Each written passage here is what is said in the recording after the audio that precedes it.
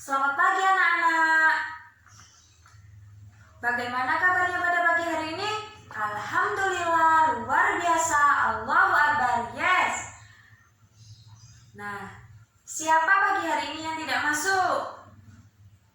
Alhamdulillah masuk semua ya. Ya. Sebelum memulai pembelajaran pada pagi hari ini, mari kita berdoa terlebih dahulu. Berdoa dalam hati yang akan dipimpin oleh Mbak Vita. Ayo Mbak Vita. Sekarang dibuka buku tema 2 subtema 1. Kita belajar tentang apa? Ya benar, tentang sumber daya alam.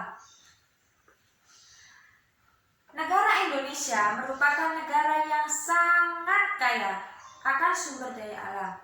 Contohnya saja, petani di sini, petani di desa kita. Petani di sini sedang menanam apa ya? Ya, benar. Petani di sini banyak yang sedang menanam padi, menanam jagung. Kalau nelayan mencari apa ya? Para nelayan itu mencari apa? Ya, pintar. Nelayan sedang mencari ikan. Jadi hasil dari apa yang ada di alam ini disebut sebagai sumber daya alam. Contohnya tadi tumbuhan dan hewan. Tumbuhannya apa tadi ya? Tumbuhan padi dan jagung. Sedangkan hewannya tadi hewan apa ya? Ikan. Contohnya ikan. Nah, sumber daya alam dibagi menjadi 2 berdasarkan jenisnya dan berdasarkan sifatnya. Yang pertama, berdasarkan jenisnya dibagi menjadi 2, yaitu hayati dan non-hayati. Sumber daya alam hayati yaitu sumber daya alam yang berupa makhluk hidup, contohnya tumbuhan dan hewan. Dan yang kedua, sumber daya alam non-hayati, yaitu contohnya sinar matahari, air, angin, dan tanah. Sekarang, sumber daya alam berdasarkan sifatnya, yaitu dibagi menjadi 2. Yang pertama, sumber daya alam yang dapat diperbarui, dan yang kedua, sumber daya alam yang tidak dapat diperbarui.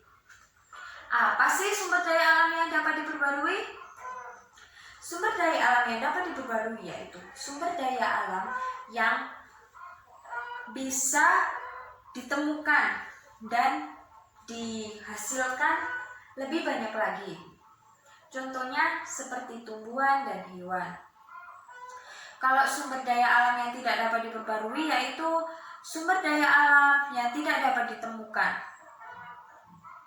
Bisa ditemukan, tapi kalau diambil secara terus-menerus akan punah dong.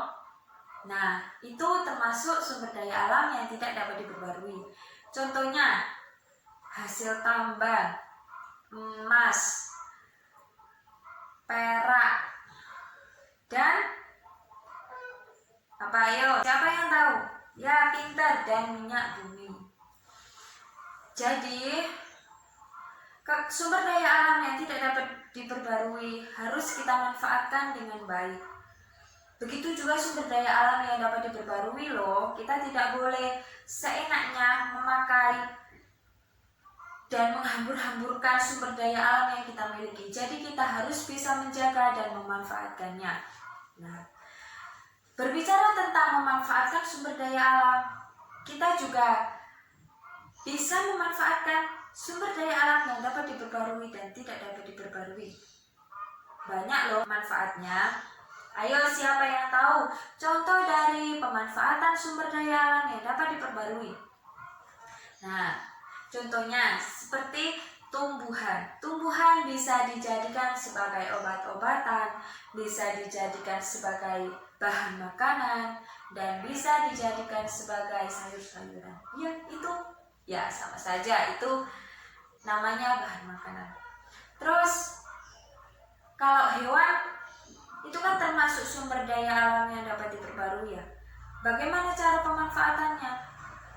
Ya, hewan bisa dijadikan sebagai bahan makanan. Yang kedua, yaitu sumber daya alam yang tidak dapat diperbarui dan pemanfaatannya bagaimana ya? Apa sih tadi sumber daya alam yang tidak dapat diperbarui? Pintar, emas. Emas dijadikan apa ya? Ya, emas bisa dijadikan sebagai perhiasan. Dijadikan perhiasan. Terus minyak bisa dijadikan apa? Minyak bisa dijadikan sebagai apa? Ya, bisa dijadikan sebagai bensin, dijadikan sebagai LPG, dan lain sebagainya. Nah, jadi kesimpulan pembelajaran pada pagi hari ini yaitu jika kita mempunyai sumber daya alam yang banyak sekali, kita tidak boleh menghambur-hamburkannya. Kita harus menjaga dan memanfaatkannya. Kita harus bisa memanfaatkannya dengan baik dan harus sesuai dengan apa yang kita butuhkan. Sampai sini paham anak-anak? Alhamdulillah.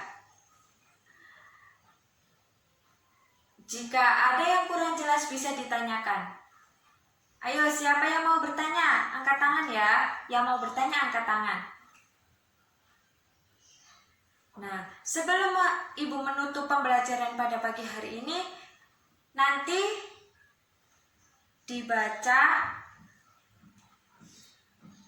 dibaca bacaannya yang ada di buku dan diisi.